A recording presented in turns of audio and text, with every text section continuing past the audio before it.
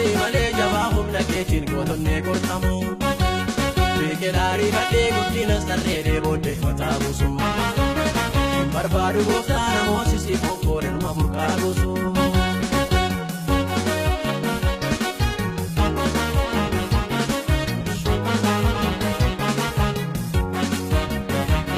Waan hundaatti beekee madaalee eeggate kakuu koo kunuunse. Dhugaan mirga dhabuu gaaf tokko murtaasaa somniyyuu yoo dhusse. Abboroo ba'aniif kan magaa ta'uu saafaa obsan malee. Hundee koo jabeessii na taasisi gooftaa mukonkee biqilee. Nan godhii waaqayyoo akka muka keelloo umurii jedhama. Na taasisi malee jabaa humna keetiin gootonnee qorqama. Beekelaarii badhee guddinas tarree booddee mataa buusu. Hin barbaadu gooftaa namoosisi fonkoo ilma burqaa buusu.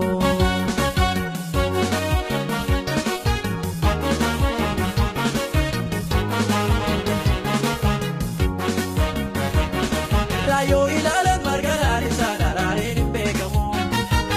Keessi garaa namaas diriiree fagoodhaan ijaan hin argamu. Mul'ata naaf kenni akkam booddee namni waa gargar baasuuti. Gooftaa koonaaf ibsi wanti jaalattisu wanti warqee miti. Nan godhee waaqayyoo akka muka keelloo umurii jedhama. Na taasisi malee jabaa humna keetiin gootonnee qorqama. Beekelaarii badhee guddinas tarree booddee mataa buusu. Hin barbaadu gooftaa namoosisi fonkoo ilma burqaa buusu.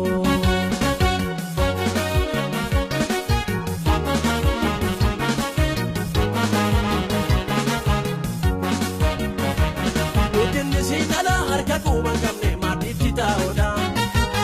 Namni si laallata suuta jedhee deemu saba koo ga'uudha. Lukkuun barii baatee kosii gubbaa oolti garaan fageeffatu. Hin gargaaru gooftaa suuta yoon deeme yoo namaa gannan gootu. Nan godhii waaqayyoo akka muka keelloo umurii jedhama. Na taasisi malee jabaa humna keetiin gootonnee qorqama. Beekelaarii badhee guddinas tarree booddee mataa buusu. Hin barbaadu gooftaa namoosisi fonkoo ilma burqaa buusu.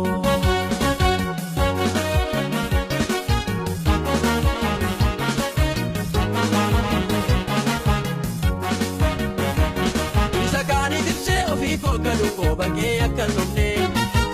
Kaan irraa qulleesse ofii kabideensaa ta'ee akka uffate.